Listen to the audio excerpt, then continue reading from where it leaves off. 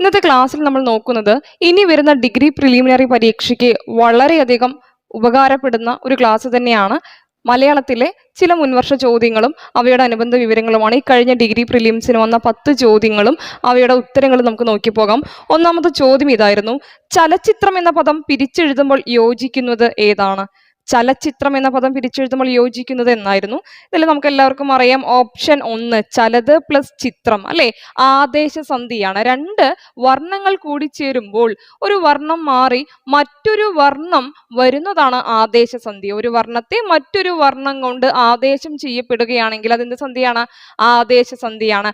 ചലത് അധികം ചിത്രം അല്ലെ, ഇതേ കേസിൽ നമ്മൾ പഠിച്ചിട്ടുണ്ട് മഹത് അധികം ചരിതം, മഹച്ചരിതം അല്ലെ.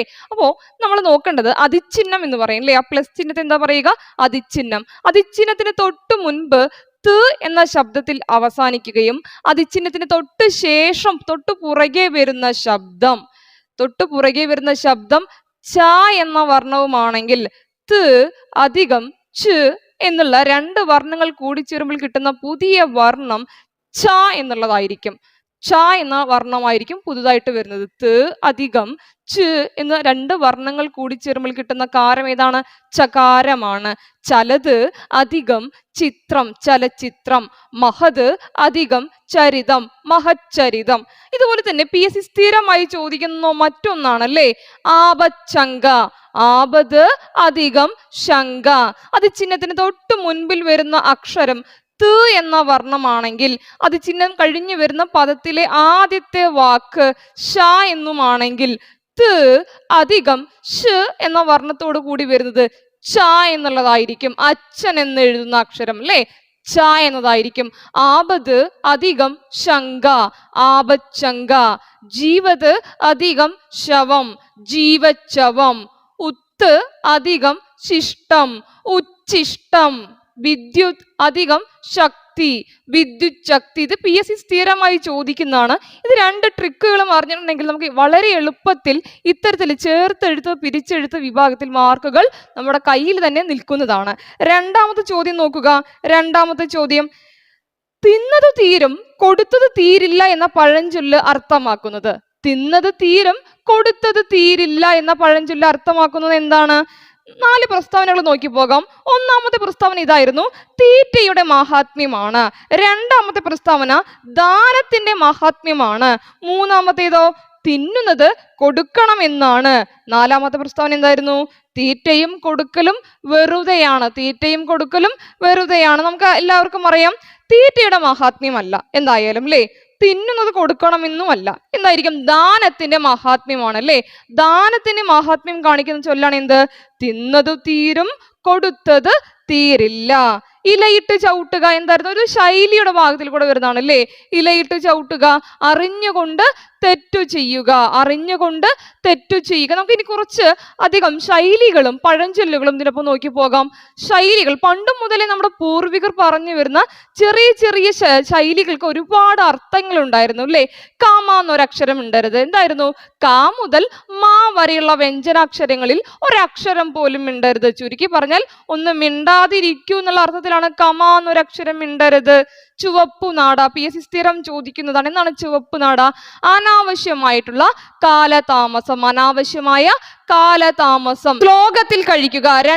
കഥകളിയിലെ 2 കഥാസന്ദർഭങ്ങൾക്കിടയിലുള്ള ഒരു ഭാഗമാണ് ശ്ലോകം എന്ന് പറയുന്നത്. അപ്പൊ ശ്ലോകത്തിൽ കഴിക്കുക. ഈ 2 കഥാസന്ദർഭങ്ങൾക്കും ഇടയിൽ എന്താണ് അതിനകത്ത് നടക്കുന്നത്? അതിലെ കഥാപാത്രങ്ങൾ ആരൊക്കെയാണ്? അതിനകത്തുള്ള ഇതിവൃത്തം എന്താണ്, സന്ദർഭം എന്താണ് എന്നെല്ലാം കാണികൾക്ക് പറഞ്ഞു കൊടുക്കുന്ന ഒരു ഘട്ടമാണ് എന്ത്? ശ്ലോകത്തിൽ കഴിക്കുക. ചുരുക്കി പറയുക, ചുരുക്കി പറയുക, ശ്ലോകത്തിൽ കഴിക്കുക. ധനാശി പാടുക. ഒരു കഥകളിയുടെ അവസാനമായിട്ട് മംഗളാചരണം എന്ന് പറയും, മംഗളം പാടുക എന്ന് പറയും. എങ്ങനെയാണോ നാടകത്തിൽ ഭരതവാക്യം ദ എൻഡ് അല്ലെ, ഭരതവാക്യം എന്തായിരുന്നു? അതൊരു ശൈലിയാണ്, ദ എൻഡ്. എങ്ങനെയാണോ നാടകത്തിൽ ഭരതവാക്യം വരുന്നത്, അതുപോലെ തന്നെ കഥകളിൽ അവസാന ഭാഗമാണ് ധനാശി പാടുക, മംഗളം പാടുക എന്ന് പറയും. ധനാശി പാടുക എപ്പോഴാണ്? അവസാനിപ്പിക്കുമ്പോഴാണ്. അവസാനിക്കുന്നു എന്ന അർത്ഥമാണ് എന്ത്? ധനാശി പാടുന്നു എന്ന ശൈലി വരുമ്പോൾ അവസാനിക്കുക അല്ലെങ്കിൽ അവസാനിപ്പിക്കുക. ഗണപതിക്ക് കുറിക്കുക എന്താണ്? ആരംഭിക്കുക, തുടങ്ങുക. നമ്മൾ കളിയാക്കി പറയാറുണ്ടല്ലേ, ആദ്യം ഗണപതിക്ക് കൊടുത്തിട്ട് വേണം മറ്റുള്ളവർക്ക് കൊടുക്കാൻ. ഗണപതിക്ക് കുറിക്കുക എന്താണ്? ആരംഭിക്കുക. ഗജനി മീലനം എന്താണ്? ഗജനി മീലനം കണ്ടാലും കണ്ടില്ലെന്ന നാട്യം. ഗജനി മീലനം കണ്ടാലും കണ്ടില്ലെന്ന നാട്യം. ഭൈമീ കാമുകന്മാർ, ഭൈമീ കാമുകന്മാർ സ്ഥാനമോഹികൾ. ആരാണ്? സ്ഥാനമോഹികൾ. എരകപ്പുല്ല് നടുക സ്ഥിരമുള്ള ഒരു ചോദ്യമാണ് അല്ലെ. എരകപ്പുല്ല് നടുക എന്താണ്? എരകപ്പുല്ല് ഒരു കഥയാണല്ലേ. യാദവകുലം മുടിഞ്ഞു മുച്ചൂടായി പോയ ഒരു കഥയാണല്ലേ. യാദവകുലം കൃഷ്ണന്റെ കുലമാണ്. അതിനകത്തുള്ള ഒരു മുനികുമാരൻ അല്ലെങ്കിൽ ഒരു കുമാരൻ എന്ത് ചെയ്യുകയാണ്? ഗർഭിണിയുടെ വേഷം കെട്ടി നമ്മുടെ ഒരു സന്യാസിയുടെ അടുത്തേക്ക് പോവുകയാണ്. സന്യാസിമാർക്ക് എന്താണ്? ജ്ഞാനദൃഷ്ടി ഉണ്ട് അല്ലേ. അപ്പൊ ഈ മുനികുമാരൻ സന്യാസിയോട് ചോദിക്കുകയാണ്, എനിക്കുണ്ടാവുന്ന കുഞ്ഞ് ആൺകുഞ്ഞായിരിക്കുമോ പെൺകുഞ്ഞായിരിക്കുമോ?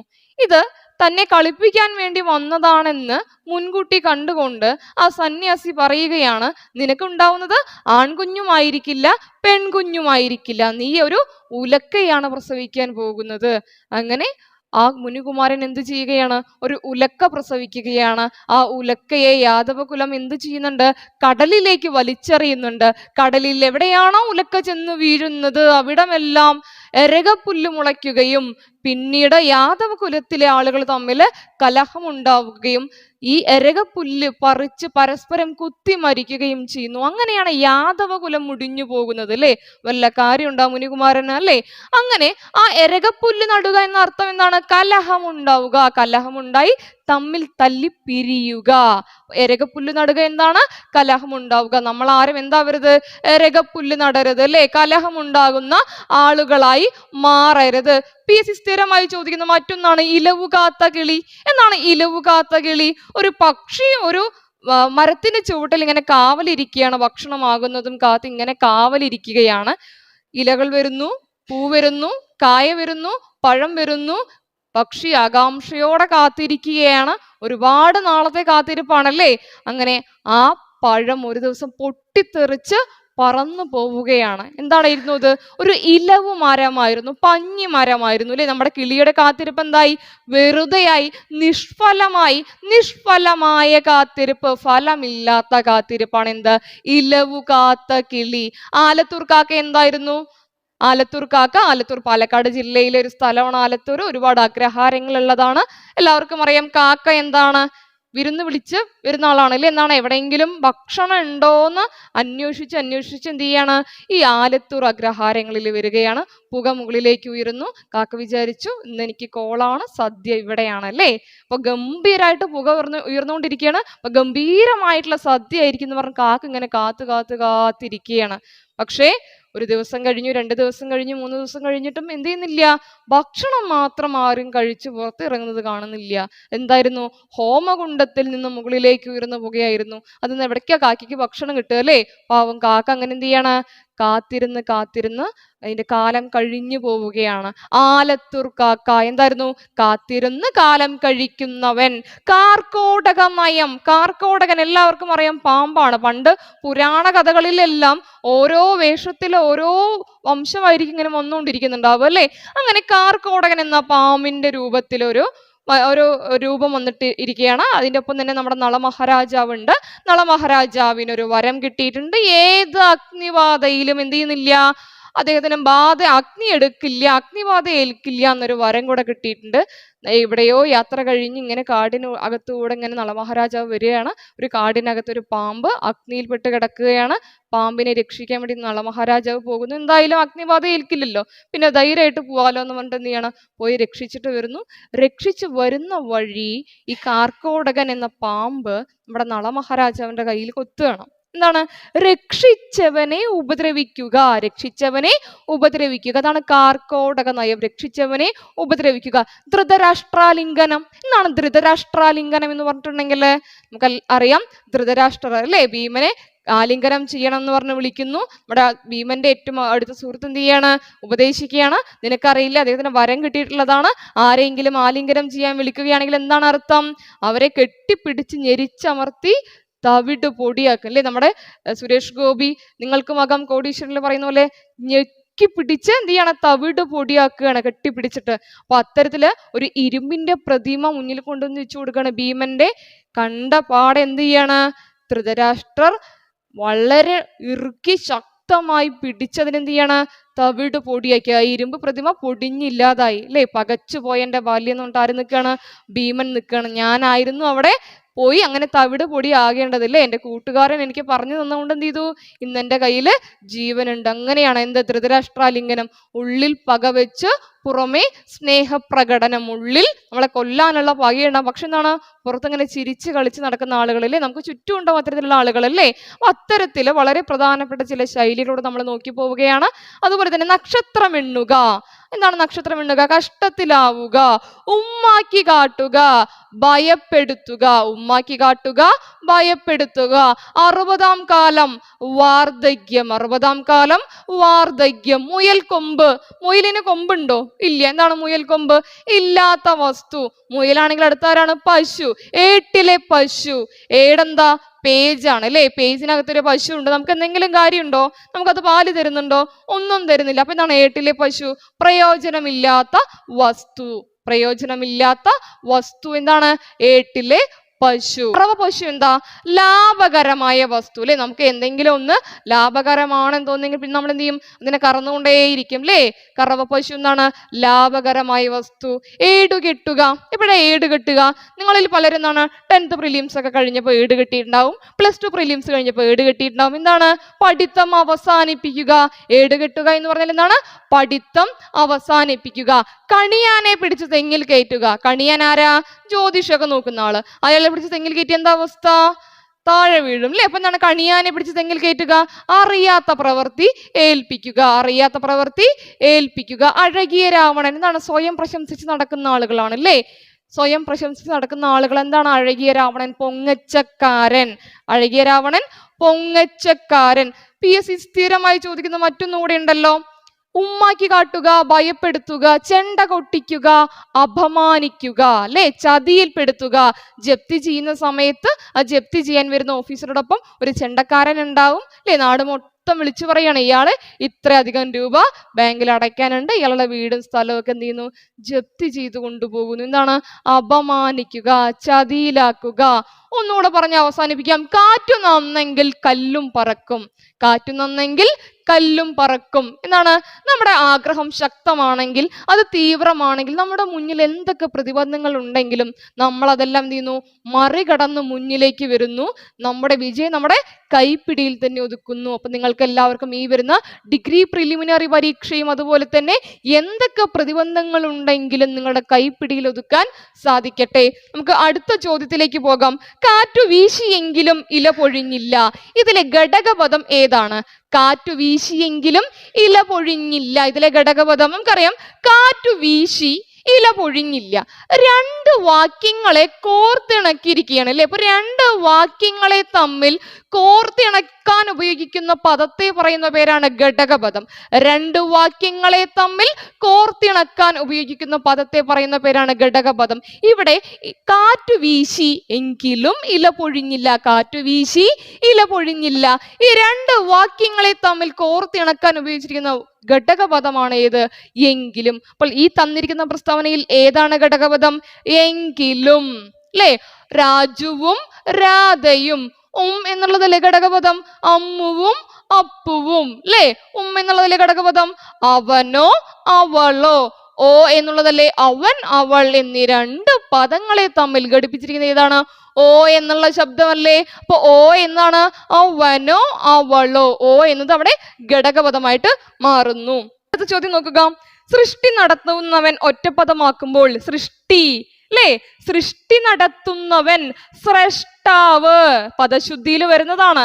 സൃഷ്ടി നടത്തുന്നവൻ സ്രഷ്ടാവ്. വ്യാകരണം പഠിച്ചവൻ വൈയാകരണൻ. പഠിക്കാൻ ആഗ്രഹിക്കുന്നവൻ പിബഡിഷു. പഠിക്കാനുള്ള ആഗ്രഹം പിബഡിഷ അല്ലേ. വെള്ളം കുടിക്കുകയാണ്, ദാഹിക്കുകയാണ് അല്ലേ. ദാഹിക്കുക എന്നാണ് പൈദാഹം എന്ന് പറയും. വിശപ്പും ദാഹവും. കുടിക്കാൻ ആഗ്രഹിക്കുന്നവൻ പിപാസു. കുടിക്കാനുള്ള ആഗ്രഹം. പിപാസ. കഴിക്കാനുള്ള ആഗ്രഹം. എന്താണ്? കഴിക്കുക, ഭക്ഷണം കഴിക്കുക. ബുഭുക്ഷു. കഴിക്കാൻ ആഗ്രഹിക്കുന്നവൻ ബുഭുക്ഷു. കഴിക്കാനുള്ള ആഗ്രഹം ബുഭുക്ഷ. അങ്ങനെയെങ്കിൽ പഠിക്കാനുള്ള ആഗ്രഹം പറഞ്ഞു പിപഠിഷ, അറിയാനുള്ള ആഗ്രഹം. ജിജ്ഞാസ, അറിയാൻ ആഗ്രഹിക്കുന്നവൻ. ജിജ്ഞാസു, ജയിക്കാൻ ആഗ്രഹിക്കുന്നവൻ. ജിഗീഷു, ജയിക്കാനുള്ള ആഗ്രഹം. ജിഗീഷ, ഉയർച്ച ആഗ്രഹിക്കുന്നവൻ. ഉത്കർഷേച്ചു, ഉയരാനുള്ള ആഗ്രഹം. ഉത്കർഷേ, ഉത്കർഷേച്ച, ഉയരാൻ ആഗ്രഹിക്കുന്നവൻ. ഉത്കർഷേച്ചു. നമുക്ക് അടുത്ത ചോദ്യത്തിലേക്ക് നോക്കാം. അടുത്ത ചോദ്യം എന്തായിരുന്നു? ടിറ്റ് ഫോർ ടാറ്റ് എന്നതിന് കൊടുക്കാവുന്ന മലയാള ശൈലികൾ ഏതെല്ലാം? ടിറ്റ് ഫോർ ടാറ്റ് എല്ലാവർക്കും അറിയാം. ഉരുളയ്ക്ക് ഉപ്പേരി, പകരത്തിന് പകരം. 1ഉം 2ഉം അല്ലെ. ഓപ്ഷൻ എ 1, 2 എന്നിവയാണ് ശരി. അതുപോലെ PC സ്ഥിരമായി ചോദിക്കുന്ന ഒന്നാണ് വിതച്ചതേ കൊയ്യൂ. as you sow, so you reap. as you sow, so you reap. എന്താണ് വിതച്ചതേ കൊയ്യൂ? all that glitters is not gold. all that glitters is not gold. എന്താണ്? മിന്നുന്നതെല്ലാം പൊന്നല്ല, മിന്നുന്നതെല്ലാം പൊന്നല്ല. where there is a will, there is a way. where there is a will, there is a way. എന്താണ്? വേണമെങ്കിൽ ചക്ക വേരിലും കായ്ക്കും, വേണമെങ്കിൽ ചക്ക വേരിലും കായ്ക്കും. where there is a will, there is a way. make hay while the sun shines. നമുക്ക് എല്ലാവർക്കും അറിയാം എന്താണ്? തക്ക സമയത്ത് പ്രവർത്തിക്കണം അല്ലെ. കാറ്റുള്ളപ്പോൾ പാറ്റുക അല്ലെ. make hay while the sun shines. a long tongue has a short hand. a long tongue has a short hand. നമ്മൾ എപ്പോഴും പറയുന്നതാണ് അല്ലെ. വായ ചക്കര കൈ കൊക്കര അല്ലെ. ചില ആളുകളുണ്ട് സംസാരത്തിൽ മാത്രം എന്താണ് പൊന്നെ പാലേ തേനെയാണ് അല്ലേ. നമുക്ക് എന്തെങ്കിലും തരേണ്ട കാര്യം വന്ന് എന്തായാലും അവരുടെ കൈ അങ്ങോട്ട് അനങ്ങില്ല അല്ലെ. അപ്പൊ വായ ചക്കര കൈ കൊക്കര. too many cooks spoil the broth. too many cooks spoil the broth. എന്താണ്? ആളേറെ കൂടിയാൽ പാമ്പ് ചാവില്ല. too many cooks spoil the broth. ആളേറെ കൂടിയാൽ പാമ്പ് ചാവില്ല. okay, it is better to die like a lion than to live like an ass. it is better to die like a lion than to live like an ass. എന്താണ്? ഒരു സിംഹമായി മരിക്കുന്നതാണ് ഒരു കഴുതയായി ജീവിക്കുന്നതിലും നല്ലത് അല്ലെ. ശരിയാണ് അല്ലെ. ഒരു സിംഹമായി മരിക്കുന്നതാണ് ഒരു കഴുതയായി ജീവിക്കുന്നതിലും നല്ലത്. a little knowledge is a dangerous thing. അല്പജ്ഞാനം ആപത്ത്. a little knowledge is a dangerous thing എന്നാണ്. ശ്രദ്ധിക്കുക. a little knowledge is a dangerous thing. എന്താണ്? അല്പജ്ഞാനം അപകടകരമാണ് അല്ലെ. നമുക്ക് അതുപോലെ എപ്പോഴും പറയുന്ന ഒന്നാണല്ലോ എന്താണ്? പയ്യെ തിന്നാൽ പനയും തിന്നാം. എന്താണ്? Slow and steady wins the race. അടുത്ത ചോദ്യം നോക്കുക. ഗൃഹി എന്ന പദത്തിന്റെ സ്ത്രീലിംഗമായി വരാവുന്നവ. ഗൃഹി എന്ന പദത്തിന്റെ സ്ത്രീലിംഗമായി വരാവുന്നവ ഏതൊക്കെയാണ്? ഗൃഹി, ഗൃഹിണി, ഗൃഹസ്ഥൻ, ഗൃഹിണി. ഗൃഹി, ഗൃഹിണി, ഗൃഹസ്ഥൻ, ഗൃഹിണി, ഗൃഹനാഥൻ, ഗൃഹനാഥ അല്ലെ. ആരാധകൻ, ആരാധിക, ലേഖകൻ, ലേഖിക, കവയിത്രി, കവി, കവയിത്രി, പ്രാണി, പ്രാണിനി, പ്രാണി, പ്രാണിനി. അങ്ങനെയെങ്കിൽ അച്ഛൻ, അമ്മ, ആങ്ങള, പെങ്ങള. ആങ്ങള പെങ്ങൾ എന്നല്ല, തെറ്റിക്കരുത്. ആങ്ങള പെങ്ങള അല്ലെ. നമ്പൂതിരി, അന്തർജനം, നമ്പൂതിരി, അന്തർജനം. പിഷാരസ്യാർ അല്ലെ. ഷാരസ്യാർ അല്ലെങ്കിൽ പിഷാരസ്യാർ. എന്താണ് ഓപ്പോസിറ്റ്? പിഷാരടി അല്ലെ. പിഷാരടി, ഷാരസ്യാർ. പിഷാരടി, പിഷാരസ്യാർ.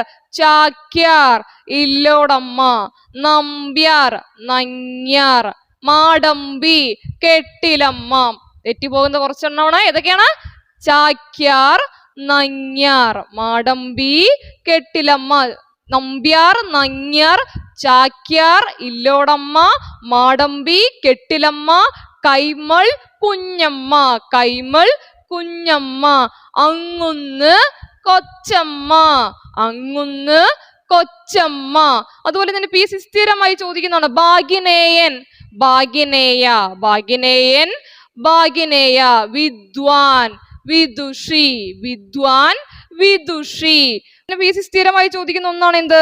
യാത്ര, യാത്രി, യാത്രിണി, യാത്രി, യാത്രിണി. ബാലകൻ, ബാലിക, ബാലകൻ, ബാലിക.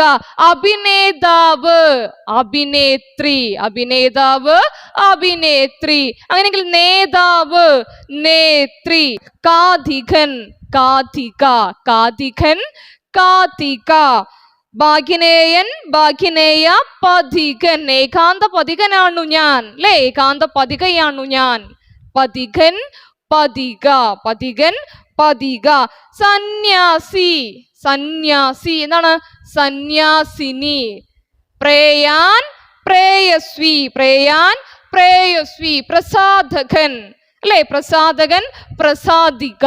പ്രസാധകൻ പ്രസാദക എന്നല്ല, പ്രസാധകൻ പ്രസാദിക. അടുത്തത് പതി പത്നി, പതി പത്നി. അടുത്ത ചോദ്യം നോക്കുക. താഴെ നൽകിയ വാക്യങ്ങളിൽ ശരിയായവ ഏതെല്ലാം? കരുണയില്ലാത്ത പെരുമാറ്റം വെറുതെ വ്യർത്ഥമാണ്. കരുണയില്ലാത്ത പെരുമാറ്റം വ്യർത്ഥമാണ്. കരുണയില്ലാത്ത പെരുമാറ്റം വെറുതെയാണ്. കരുണയില്ലാത്ത വെറുതെയുള്ള പെരുമാറ്റം വ്യർത്ഥമാണ്. നമുക്കറിയാം, വെറുതെ എന്ന് പറഞ്ഞാലും വ്യർത്ഥം എന്ന് പറഞ്ഞാലും ഒരേ അർത്ഥം തന്നെയല്ലേ? പണ്ട് മുതലേ നമ്മൾ പറഞ്ഞു വരുന്നതാണ് അല്ലേ? ക്യാച്ച് പിടിക്കുക. ക്യാച്ച് എന്ന് പറഞ്ഞാലും പിടിക്കുക എന്ന് പറഞ്ഞാലും ഒരേ അർത്ഥമല്ലേ? സ്റ്റെപ്പ് പടി, സ്റ്റെപ്പ് എന്ന് പറഞ്ഞാലും പടി എന്ന് പറഞ്ഞാലും ഒരേ അർത്ഥം തന്നെയാണ് അല്ലേ? ബോക്സ് പെട്ടി, ബോക്സ് എന്ന് പറഞ്ഞാലും പെട്ടി എന്ന് പറഞ്ഞാലും ഒന്നല്ലേ? നമ്മൾ പണ്ട് മുതലേ പറഞ്ഞു വരുന്ന കുറെ തെറ്റുകൾ നമ്മൾ എഴുതുമ്പോഴും വന്നു പോകുന്നു അല്ലേ? അപ്പൊ അത്തരത്തിലുള്ള ഒന്നാണ് എന്ത്? വെറുതെ വ്യർത്ഥം. വെറുതെ എന്ന് പറഞ്ഞാലും വ്യർത്ഥം എന്ന് പറഞ്ഞാലും ഒരേ അർത്ഥമാണ്. അതുകൊണ്ട് തന്നെ ആദ്യത്തെ പ്രസ്താവന നോക്കുക. കരുണയില്ലാത്ത പെരുമാറ്റം വെറുതെ വ്യർത്ഥമാണ്. നമുക്ക് കണ്ട പാടെ അറിയാവുന്നതാണ്. ഉത്തരം തെറ്റാണ്. ചോദ്യം എന്താണ്? നമുക്കൊരു ചോദ്യ പേപ്പർ കിട്ടിക്കഴിഞ്ഞാൽ ആദ്യം ചെയ്യേണ്ട കാര്യം ശരിയായവ എന്നാണോ തെറ്റായവ എന്നതാണോ, ശരിയല്ലാത്തത് ഏത് എന്നാണോ തെറ്റില്ലാത്തത് ഏത് എന്നാണോ അണ്ടർലൈൻ ചെയ്യുക. അതിനുശേഷം എന്താണോ ഉത്തരം നമുക്ക് തോന്നുന്നത്, അതായത് ശരിയല്ലാത്തതാണെന്നുണ്ടെങ്കിൽ ആദ്യം മനസ്സിലേക്ക് വരേണ്ടത് ശരിയല്ലാത്തതാണ് കണ്ടുപിടിക്കേണ്ടത്. അത് മാർക്ക് ചെയ്ത് കഴിഞ്ഞാൽ ഓട്ടോമാറ്റിക്കലി നമ്മുടെ മനസ്സിൽ വരും ശരിയല്ലാത്തതാണ് കണ്ടുപിടിക്കേണ്ടത്. അപ്പൊ നമ്മൾ എന്താ ചെയ്യേണ്ടുള്ളൂ? തെറ്റായത് അല്ലേ? ശരിയല്ലാത്തത് എന്ന് പറയുന്നതാണ് തെറ്റായത്. തെറ്റായത് കണ്ടുപിടിച്ചാൽ പോരെ? നോക്കുക, കരുണയില്ലാത്ത പെരുമാറ്റം വെറുതെ വ്യർത്ഥമാണ്. വെറുതെ വ്യർത്ഥം രണ്ടും ഒരുമിച്ച് വന്നിരിക്കുന്നു. നമ്മുടെ ചോദ്യം എന്താ? ശരിയായത് എടുത്തെഴുതുക എന്നാണ്. അത് തെറ്റാണ്. അതുകൊണ്ട് നമുക്കത് പിന്നെ നോക്കേണ്ട കാര്യമില്ല. കരുണയില്ലാത്ത പെരുമാറ്റം വ്യർത്ഥമാണ്. ശരിയാണ്, വ്യർത്ഥമാണ് ഒറ്റ പ്രാവശ്യം ഉപയോഗിച്ചിട്ടുള്ളൂ അല്ലേ? ഒരേ അർത്ഥത്തില്. അതുകൊണ്ട് രണ്ടാമത്തെ പ്രസ്താവന ശരിയാണ്. കരുണയില്ലാത്ത പെരുമാറ്റം വെറുതെയാണ്, അതും ശരിയാണല്ലേ? വെറുതെ വ്യർത്ഥം എന്ന രണ്ട് വാക്കുകൾ ഒരുമിച്ച് വന്നാലേ തെറ്റെന്ന് പറഞ്ഞുള്ളൂ അല്ലേ? അപ്പോൾ 2, 3 ശരിയാണ്. നോക്കുക, ഓപ്ഷൻ ബി 2, 3 എന്നിവ ശരി.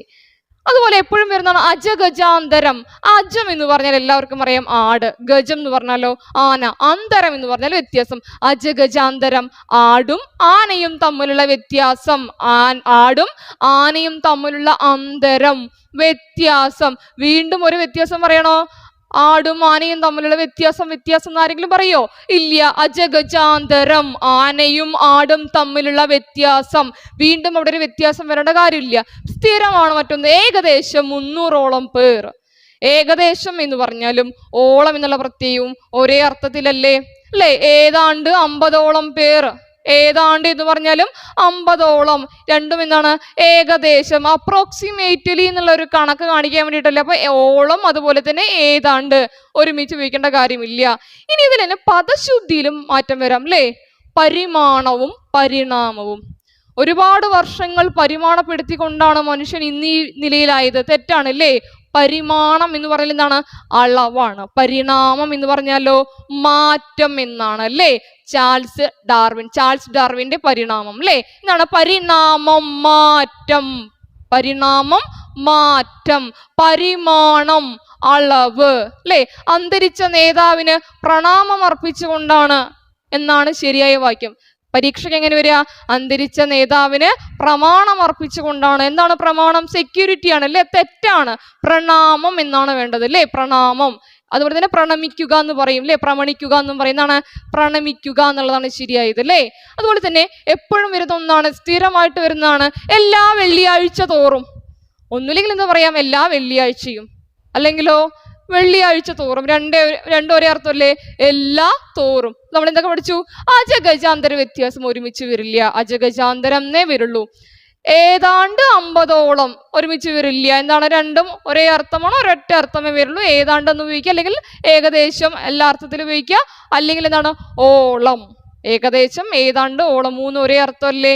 അല്ലെ? അതുപോലെ തന്നെ PSC സ്ഥിരമായി ചോദിക്കുന്ന മറ്റൊന്നാണ് എന്ത്? പരിമാണവും അതുപോലെ തന്നെ പരിണാമവും പ്രമാണവും പ്രമാണവും. ഈ വാക്കുകളൊക്കെ പദശുദ്ധിയും അതുപോലെ തന്നെ വാക്യശുദ്ധിയും എന്ത് ചെയ്യുക? പ്രത്യേകം നോക്കി വെക്കുക, പ്രത്യേകം നോക്കി വെക്കുക. അടുത്ത തെറ്റില്ലാത്ത പദങ്ങൾ ഏതെല്ലാം പദശുദ്ധിയിൽ വരുന്നതാണ്? കുട്ടിത്തം, മനുഷ്യത്വം, ഉത്തരവാദിത്വം എന്നൊക്കെ പറഞ്ഞിട്ടില്ലേ കുറെ വാക്കുകൾ ഇങ്ങനെ തരും. നമുക്ക് തന്ന ഓപ്ഷൻ നോക്കുക. കുട്ടിത്വം, ക്രീഡ, കാഠിന്യം, കണ്ടുപിടുത്തം. നോക്കുക, കുട്ടിത്വം എന്താണ്? തെറ്റാണ് അല്ലെ. കുട്ടിത്വം എന്നാണ് വേണ്ടത്. ക്രീഡ, ക്രീഡ എന്ന വാക്ക് ശരിയായിട്ടാണ് കൊടുത്തിരിക്കുന്നത്. ക്രീഡ എന്ന് പറഞ്ഞാൽ എന്താണ്? വിനോദം, ജലക്രീഡകൾ. എന്താണ് ജലക്രീഡകൾ? ജലത്തിലുള്ള വിനോദങ്ങൾ. ക്രീഡ എന്ന് പറഞ്ഞാൽ എന്താണ്? വിനോദം. കാഠിന്യം, കാഠിന്യം എഴുതിയിരിക്കുന്നത് ശരിയാണല്ലേ. കണ്ടുപിടുത്തം എന്നാണ്. കണ്ടുപിടുത്തം എന്നല്ല, കണ്ടുപിടുത്തം എന്നാണ് അല്ലെ. കണ്ടുപിടിക്കുക, വളരെ സിമ്പിൾ ആയിട്ട് നമ്മൾ പറയാറുള്ളതാണ് അല്ലെ. കണ്ടുപിടിക്കുക, കണ്ടുപിടുത്തം എന്നാണ്, കണ്ടുപിടുത്തം എന്നല്ല. താഴെ കൊടുത്തിരിക്കുന്നതിൽ കഠിനം എന്ന പദത്തിന് വിപരീതമായി വരുന്ന വാക്ക് കഠിനം, ലളിതം, അതുപോലെ തന്നെ മൃദു, കർക്കശം, ദൃഢം. നമുക്ക് ഓപ്ഷൻ നോക്കാം. ഓപ്ഷൻ എ 1, 2 എന്നിവ, അതായത് ലളിതം, മൃദു. ഓപ്ഷൻ ബി 3, 4 എന്നിവ കർക്കശം, ദൃഢം. നമുക്കറിയാം എന്തായാലും ഇത് രണ്ടും വരില്ല എന്നുള്ളത് അല്ലേ. വിപരീതമല്ലേ ചോദിച്ചിരിക്കുന്നത്. കഠിനം എന്നതിന് കർക്കശം, ദൃഢം എന്ന് വരില്ല. ഓപ്ഷൻ സി 4 മാത്രം, ഓപ്ഷൻ ഡി എല്ലാം. നമുക്ക് എല്ലാവർക്കും പറയാം ലളിതം, മൃദു. ഏതാ വരിക? 99ാമത്തെ ചോദ്യത്തിന് ഓപ്ഷൻ എ 1, 2 എന്നിവ ലളിതം, മൃദു. ഭൂഷണം, ദൂഷണം. ഭൂഷണം, ദൂഷണം. വക്രം, ഋജു. വക്രം, ഋജു. പരാധീനം, സ്വാധീനം. പരാധീനം, സ്വാധീനം അല്ലേ. അതുപോലെ തന്നെ ഒരു തോണിയുടെ 2 ഭാഗം അല്ലേ, അമരവും അണിയവും അല്ലേ. അപ്പൊ എല്ലാവർക്കും മാറിപ്പോകും, എന്താ ഈ അണിയം, എന്താ ഈ അമരം, എന്താ അണിയം എന്ന് പറഞ്ഞിട്ടുണ്ടെങ്കിൽ ഒരു തോണിയുടെ മുൻഭാഗമാണ് എന്ത്? അണിയം എന്ന് പറയുന്നത്. ഒരു തോണിയുടെ പിൻഭാഗം എന്താണ്? അമരമാണ്. തോണിയുടെ പിൻഭാഗം എന്താണ്? അമരമാണ് അല്ലെ. ഒരു തോണിക്ക് മുൻഭാഗവും വേണം, പിൻഭാഗവും വേണം. അണിയവും അമരവും. അണിയമായി നീ, അമരമായി ഞാൻ അല്ലെ. അമരത്തിരിക്കുന്ന ആൾക്ക് ശക്തി വേണം, അമരത്തിരിക്കുന്നവനാണ് തുഴയുക അല്ലെ. അപ്പൊ അമരത്തിരിക്കുന്ന ആൾക്ക് എന്ത് വേണം? ശക്തി വേണം. പിന്നിൽ നിന്ന് തുഴയുന്നവൻ അമരക്കാരൻ. പിന്നിൽ നിന്ന് തുഴയുന്നവൻ ആരോ? അവനാണ് അമരക്കാരൻ. ഒരു തോണിയുടെ മുൻഭാഗം അണിയവും പിൻഭാഗം അമരവുമാണ്. അപ്പൊ അണിയം എന്ന വാക്കിന്റെ ഓപ്പോസിറ്റ് എന്താണ്? അമരം. ഇനി മാറിപ്പോവരുത്. അണിയമായി നീ, അമരമായി ഞാൻ അല്ലേ. അണിയം എന്ന വാക്കിന്റെ ഓപ്പോസിറ്റ് അമരം എന്നുള്ളതാണ്. കടൽ പര്യായ പദമല്ലാത്തത്. കടൽ എന്നാണ് പാരാവാരം, അർണവം, ആഴി. പാരാവാരം, അർണവം, ആഴി. എന്താണ് അർത്ഥം? കടൽ എന്നാണ്. ഓപ്ഷൻ ഇല്ലാത്ത ഏതാണ്? നിമ്നക. എന്താണ് നിമ്നക? നദി എന്നാണ് അർത്ഥം. നിമ്നക എന്ന് പറഞ്ഞാൽ എന്താണ്? നദി എന്നാണ് അർത്ഥം. PC സ്ഥിരമായി ചോദിക്കുന്ന ചില സമാനാർത്ഥങ്ങൾ നോക്കിപ്പോയാലോ അല്ലെ. നിലാവ് ആണ്. ചന്ദ്രിക, ജ്യോത്സന. ചന്ദ്രിക, ജ്യോത്സന എന്തിന്റെ പര്യായമാണ്? നിലാവിന്റെ പര്യായമാണ്. ചന്ദ്രിക, ജ്യോത്സന. ചന്ദ്രൻ എന്താണ്? പനിമതി. അതുപോലെ തന്നെ ശശി, അമ്പിളി അല്ലെ. ഇതെല്ലാം എന്താണ്? ചന്ദ്രൻ. ഇനൻ, ദിവാകരൻ എന്ന് വന്ന് ചോദിച്ചിട്ടുണ്ടായിരുന്നു. ഇനൻ എന്താണ്? ഇനൻ എന്ന് പറഞ്ഞാൽ സൂര്യൻ എന്നാണ് അർത്ഥം. ദിവാകരൻ അല്ലെ. അതുപോലെ PC സ്ഥിരമായി ചോദിക്കുന്ന മറ്റൊന്നാണ് താമരയും മേഘവും.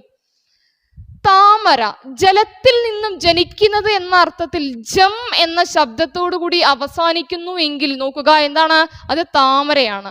വാരിജം, വാരിയിൽ ജനിക്കുന്നത്. പയസ് പറയുന്നതാണ് വെള്ളമാണ് അല്ലെ. പയജം, വെള്ളത്തിൽ നിന്ന് ജനിക്കുന്നത്. വാരിജം. അംബുജം, അമ്പുവിൽ നിന്ന് ജനിക്കുന്നത്.